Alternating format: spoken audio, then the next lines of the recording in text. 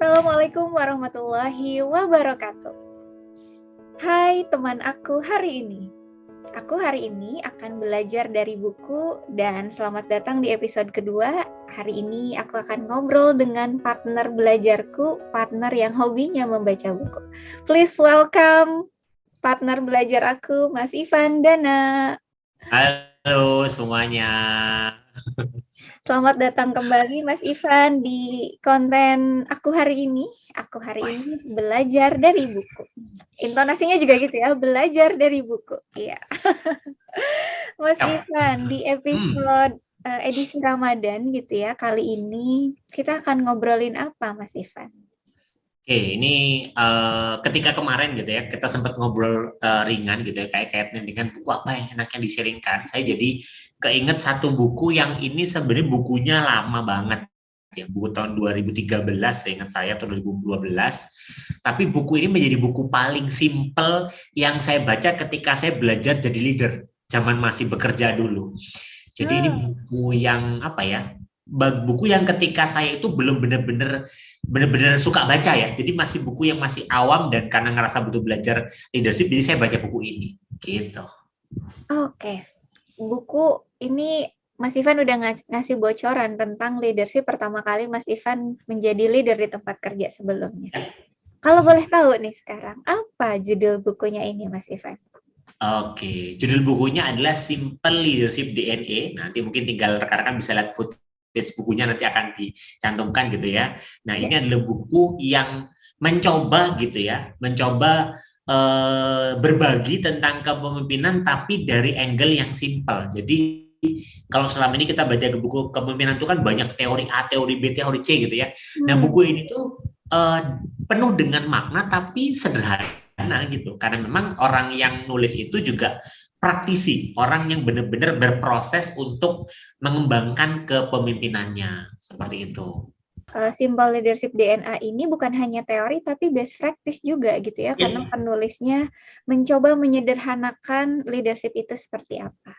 Nah, Mas benar. Ivan, untuk yang baca buku ini direkomendasikan siapa aja, Mas Ivan?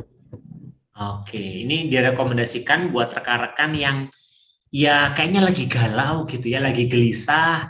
Kok saya itu pingin belajar jadi leader tuh gimana caranya? Kok saya nggak nemu cara-caranya gitu ya. Nah itu kemudian perlu banget untuk baca buku ini. Dan waduh, saya disuruh baca buku nih, kayaknya saya pusing gitu ya karena berat banget gitu. Enggak, buku ini tuh bisa bisa saya pastikan buku ini tuh mudah dan ringan, serta bagi kita yang nggak suka baca pun akan lebih mudah untuk ngikutin alurnya, terutama karena dalamnya itu memang banyak apa ya, kisah hidup sebenarnya Kak. Jadi ini semi biografi. Nah ini bagi rekan-rekan belum tahu ini bukunya siapa sih? Ini buku Simple Leadership DNA, ini adalah menceritakan pengalaman, pembelajaran dan proses gitu ya, proses kepemimpinan dari Pak Soehartono. Pak Soehartono ini adalah mantan presiden direkturnya dari FIF Group gitu ya, dan dia itu mengelola 13.000 orang di masa kepemimpinan dia. Jadi memang tapi menariknya adalah dia memulai itu dari bawah, mulai dari sales gitu ya, sampai akhirnya dia jadi kepala cabang, sampai akhirnya dia menjadi presiden director. Jadi dia benar-benar berproses dari nol sampai akhirnya dia bisa menjadi seorang leader dan memimpin sebuah perusahaan yang besar. Makanya memang banyak banget cerita-cerita inspiratif gitu ya, dan juga pengalaman beliau yang ingin berbagi gitu kepada kita tentang leader itu sederhana sebenarnya selama kita tahu apa ya dasar-dasarnya gitu. Nah, berarti buku ini bukan hanya teori, tapi berdasarkan pengalaman bagaimana mengelola 13.000 orang, mulai dari level bawah sampai dengan menjadi director gitu ya.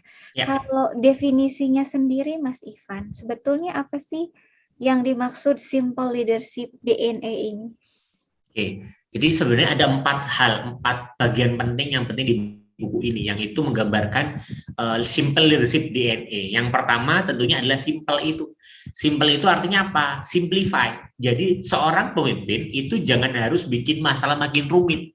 Jangan harus membuat sesuatu itu makin ribet. Tapi leader itu harus bisa mensimplifikasi proses, bisa menyederhanakan sesuatu sehingga orang di bawahnya itu paham yang dia maksud itu apa. Nah, di sini diceritakan bahwa kaitannya dengan mengambil keputusan gitu. Teknik pengambilan keputusan itu banyak, tapi pada intinya adalah bagaimana kita menyaring informasi yang masuk. Jadi nggak usah dilihat terlalu kompleks, tapi bagaimana kita menyaring informasi yang masuk dan kemudian ini yang ditransfer kepada orang-orang di sekitar kita. Sehingga tim kita itu nggak kebingungan dengan setiap instruksi kita. Karena kok ini kayaknya rumit banget nih, maksudnya seperti apa gitu. Tapi bagaimana leader itu menyederhanakan proses, sama seperti pendidik ya.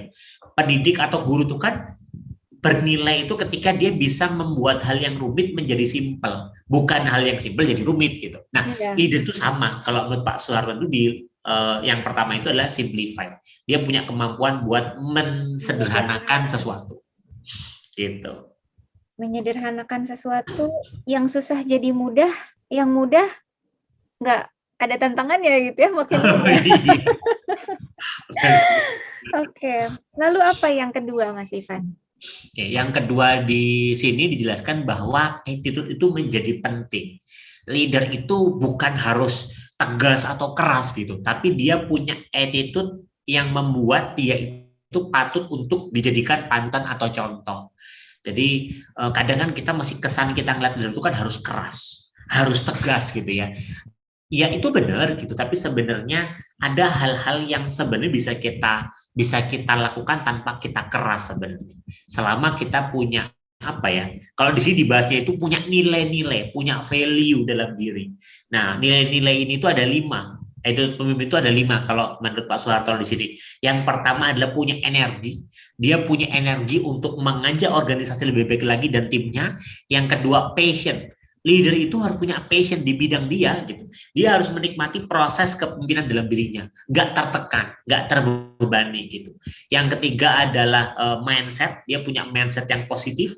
Artinya ketika ada sesuatu ya dia punya mindset yang positif dan itu membuat lingkungan sekitarnya pun jadi positif. Yang keempat adalah confidence. Leader itu harus percaya diri. Mungkin dia nggak punya kemampuan yang gimana-gimana, tapi dia punya percaya diri bahwa apa yang akan dia lakukan, keputusan dia ini adalah berdasar dari berdasar dari pemikiran dia yang sudah yang akan berdampak gitu. Dan yang kelima adalah seorang pemimpin itu harus punya attitude sinergi, jadi dia bisa bersinergi dengan siapapun dan kapanpun, sehingga dengan siapapun tim yang dia kelola dia akan bisa. Itu yang kedua, attitude. Berarti attitude ini gabungan dari 5 hal barusan ya, nilai-nilai yang 5 ini gitu ya? Iya, yaitu energi, passion, mindset, confidence, dan juga sinergi. Nice. Lalu yang ketiga, apa lagi Mas Ivan? Nah, yang ketiga itu adalah sesuatu yang kayaknya dibutuhkan banget nih Kai. Di saat dimana sekarang kondisi kita lagi seperti ini, organisasi itu dalam tekanan gitu ya, untuk dia melakukan perubahan. Nah, di sini diceritakan bahwa ya pemimpin itu harus bisa mengambil keputusan yang baik dan benar. Nah, yang bisa membuat keputusan kita baik dan benar untuk membantu organisasi beradaptasi itu adalah kalau dia punya kreativitas. Jadi memang leader itu harus punya kreativitas. Bagaimana dia bisa kreatif melihat hal-hal yang nggak bisa dilihat orang lain, itu pertama. Yang kedua adalah bagaimana caranya dia bisa menghubungkan antara hal-hal yang kayaknya nggak berhubungan, tapi bisa dia kombinasikan dan menghasilkan value buat orang-orang di sekitarnya. Jadi kreativitas ini yang perlu dilatih terus-menerus ya dalam diri pemimpin. Karena itu yang membuat dia bisa memimpin timnya atau organisasinya. Wah, menarik ya. Ternyata untuk menjadi kreativitas tadi salah satunya adalah mengambil keputusan baik dan benar. Untuk menentukan baik dan benarnya itu seperti apa, Mas Ivan? Oke. Nah, memang kalau berbicara keputusan yang baik dan benar, ini memang sesuatu yang di saat dimana kondisi VUCA ini menjadi tantangan gitu ya. Tapi kita perlu meyakini bahwa keputusan yang baik dan benar itu tentunya bukan hanya berdasarkan menurut kita sendiri. Karena baik atau benarnya keputusan kita itu bukan hanya kita yang merasakan, apalagi kalau kita jadi pemimpin ya. Keputusan baik dan benar itu juga kaitannya terkait dengan orang-orang di sekitar kita, tim yang kita pimpin saat ini, masyarakat di sekitar kita berada. Maka ketika kita mau mengambil keputusan yang baik dan benar, kita perlu mempertimbangkan banyak informasi, banyak data, banyak faktor. Intinya adalah kita harus lebih peka sebenarnya. Kita lebih peka dengan kondisi dan situasi di sekitar kita. Karena kepekaan ini yang akan membuat kita itu dapat ide-ide baru. Oh iya ya, orang di sekitarku lagi seperti ini nih, timku lagi seperti ini. Akhirnya karena melihat ada fenomena-fenomena yang tidak ada di sekitarnya, muncul ide. Karena apalagi didukung dengan kemampuan pengalaman. Saya punya pengalaman seperti ini, orang lain ada masalah seperti ini, bagaimana mengkombin itu menjadi satu ide baru yang menyelesaikan masalah banyak orang. Ini menjadi kunci ya untuk kita bisa mengambil keputusan yang baik dan benar. Dan ya nggak bisa langsung benar juga ya. Kita perlu tahu bahwa kualitas keputusan itu juga ditentukan dengan jam terbang kita. Makin sering kita salah mengambil keputusan, kita akan makin belajar. Sehingga pada dasarnya kita akan menyempurnakan kualitas keputusan kita. Jadi ya ini hasil dari proses belajar juga sebenarnya. Gitu. Oke, nice. Jadi dengan kata lain, belajar salah itu baik gitu ya. Melakukan kesalahan itu baik. Selama nggak diulang-ulang terus, kayak kalau diulang-ulang terus sama aja. Kalau aja salah gitu ya. Tapi yang kita highlight ini sebetulnya creativity untuk menyelesaikan masalahnya gitu ya Mas Ivan ya. Melihat dari berbagai perspektif baik dan benar depends on situasi dan kondisi gitu ya, bukan menurut versi sendiri. Lalu yang keempat, apa ini Mas Ivan? Oke, yang keempat, yang terakhir ini, kalau menurut saya gitu ya, ini kualitas dasar yang perlu ada di setiap orang. Tapi kadang kita nggak sadar gitu, yaitu komitmen. Kita perlu menyadari bahwa manusia itu dinilai dari komitmen dia sebenarnya. Contoh misalkan gini, kita bilang malam ini contoh nih kita sekarang nih, kita mau take video nih untuk aku hari ini gitu belajar dari buku. Tapi ada kalanya gitu ya, aduh banyak kerjaan lagi, aduh capek lagi ya, aduh gitu. Ada banyak halangan rintangan untuk menuju ke hal yang kita rencanakan. Nah, di sini kualitas orang itu menjadi diuji, kualitas kepemimpinan dalam orang, yaitu bagaimana dia berkomitmen. Kalau sudah berkomitmen, gimana cara dia mencapainya? Karena ini akan menjadi apa ya? Dilihat oleh banyak orang. Kalau misalkan kita pemimpin kita nih, dia sudah bilang satu A nih, terus kemudian pas mau jalan, akhirnya nggak jadi satu A, nggak dijalankan. Maka timnya akan melihat, kok lah gimana sih? Dia memberikan instruksi, dia sendiri bikin planning nggak dijalankan, gimana mau ngajarin orang lain? Bagaimana mau memastikan orang lain itu bergerak untuk dia? Dia aja nggak komit. Nah, makanya sebenarnya saya bilang, kualitas kepemimpinan kita dan kualitas diri kita di dalam lingkungan sehari-hari dan juga pekerjaan kita itu ditentukan dari bagaimana komitmen kita. Karena kalau kita sudah berkomitmen, kita menghargai orang berarti kan. Kita berkomitmen itu kan artinya bentuk kita menghargai orang. Ketika kita nggak berkomitmen, kesan yang muncul adalah kamu nggak menghargai orang. Orang sudah melakukan sesuatu, tapi kamu tidak berkomitmen. Orang sudah melakukan sesuatu buat kamu, tapi kamu tidak melakukan hal yang sama. Jadi akhirnya hubungan timbal balik ya. Makanya tadi saya bilang ini menjadi hal dasar yang perlu ada dalam diri kita sebelum kita leader, belajar aja ngatur komitmen sendiri. Karena kalau kita sudah berkomitmen, akan lebih mudah ketika kita itu menjadi seorang leader. Gitu. Oke, menarik Mas Ivan. Saya coba melihat dari judul bukunya dan menghubungkan. Yang kita tahu DNA itu kan kayak ilmu biologi gitu ya yang kita pelajari. Nah, apakah dari buku ini sebetulnya 4 hal tadi itu sudah dimiliki oleh setiap orang untuk menjadi leader yang baik gitu ya, leadership yang simple, atau memang kita harus menghadirkan itu dari luar untuk kita bisa membentuk DNA sebagai seorang leader ini? Oke, ya benar banget Kak. Karena ini judulnya ada DNA, maka kalau dari yang saya tangkap gitu ya, dari buku ini sebenarnya adalah sudah ada sebenarnya. Kita itu sudah punya kualitas kepemimpinan dalam diri kita. Cuman kadang kita nggak sadar, kadang kita nggak aware gitu ya, kadang kita nggak tahu gitu bahwa itu adalah diri kita. Kenapa? Karena di sini diceritakan kan Pak Soeharto itu juga memulai karirnya dari nol. Dari dia bukan leader, dia jadi anggota tim aja gitu. Tapi lama-kelamaan dia belajar, dia berproses. Dia menumbuhkan DNA kepemimpinan dalam diri dia. Bukan menumbuhkan, tapi mengaktifkan DNA kepemimpinan dalam diri dia. Dia mensimplifikasi, dia kemudian membangun attitude dia gitu ya. Dia membangun kreativitas dia membangun komitmen dalam diri dia. Nah, ternyata hasil dari pelatihan dia terkait 4 ini, yang muncul itu, yaitu yang membawa dia menjadi seorang leader. Maka bagi orang yang galau, aku ini nggak bisa leader, ya perlu tahu dan perlu baca buku ini bahwa 4 hal ini itu menjadi hal dasar dan sudah dibuktikan oleh pelakunya langsung gitu ya. Akhirnya dia bisa memimpin 13.000 karyawan, itu kan bukan proses yang simpel. Nggak semua orang bisa. Tapi kita bisa belajar dari beliau bagaimana proses beliau. Dan menariknya adalah di buku ini dijelasin proses karir beliau dari nol itu diceritakan sampai dia menjadi seorang presiden director, dan diceritakan juga proses dia menjadi pemimpin itu seperti apa. Maka ini menjadi buku menarik yang sebenarnya setiap orang perlu baca deh kayaknya. Karena ini menarik banget terutama bagi mereka yang sedang belajar menjadi seorang pemimpin. Oke, Gitu.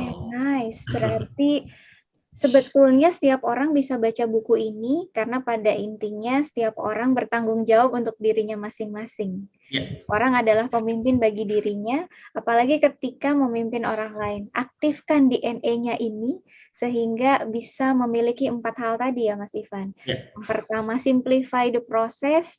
Yang kedua adalah attitude. Yang ketiga, creativity. Dan yang keempat, yang tidak kalah penting adalah komitmen untuk bisa konsisten terhadap 4 hal yang ada di sini. Mas Ivan, sebagai closing statement di Aku Hari Ini, kesimpulan dari buku ini apa, Mas Ivan? Oke, kalau kita baca buku ini, ketika saya dulu pas pada saat jadi awal-awal jadi leader gitu ya, hal pembelajaran pertama yang saya rasakan adalah kepemimpinan itu bukan sesuatu yang susah sebenarnya.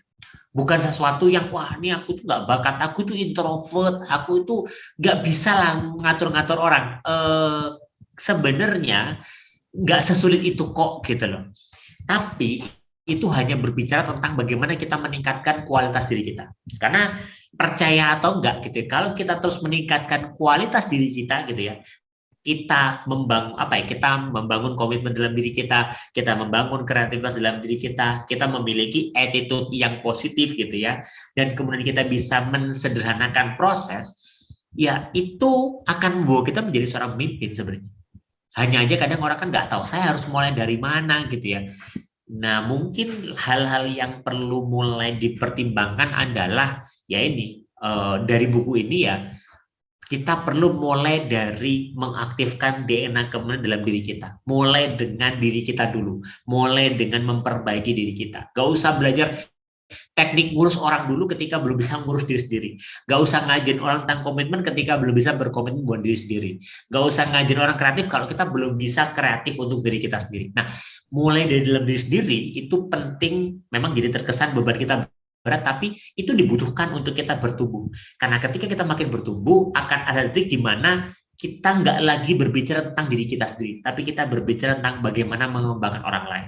Dan ketika kita sudah ngomongin itu, ya disitulah kita sudah siap untuk menjadi seorang pemimpin. Ketika kita nggak hanya fokus pada diri sendiri, tapi fokus juga pada orang-orang lain di sekitar kita. Gitu. Oke, keren banget Mas Ivan. Hari ini saya banyak belajar, dan bagaimana teman aku hari ini? Apakah dapat insight juga dari apa yang sudah Mas Ivan sampaikan? Terima kasih banyak Mas Ivan untuk sesi malam hari ini ya, karena kita syuting di malam hari gitu ya. Terima kasih rekan-rekan yang sudah menonton Aku Hari Ini. Terima kasih juga untuk Mas Ivan. Dan kalau saya simpulkan bahwa untuk menjadi seorang pemimpin itu butuh proses. Jangan berpikir memimpin orang lain sebelum Anda memimpin diri Anda sendiri. Untuk bisa memimpin diri Anda, aktifkan DNA-nya tersebut, mulai dari simplify the process, tingkatkan attitude, kemudian tingkatkan creativity, dan jangan lupa untuk berkomitmen terhadap 4 hal ini. Terima kasih banyak Mas Ivan atas sharing di sesi hari ini. Kita akan ketemu lagi di Aku Hari Ini di episode berikutnya. Sampai jumpa. Assalamualaikum warahmatullahi wabarakatuh.